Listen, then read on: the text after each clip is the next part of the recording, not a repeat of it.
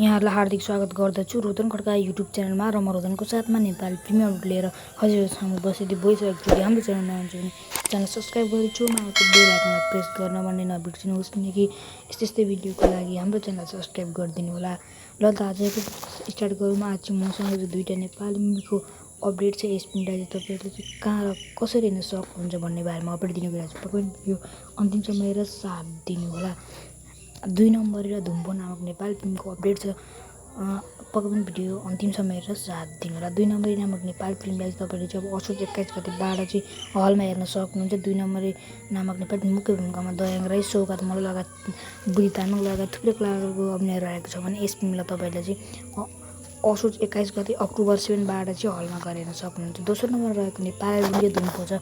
धुम्पो मुभीमा चाहिँ तपाईँहरूले चाहिँ मुख्य भूमिकामा देख्न सक्नुहुन्छ।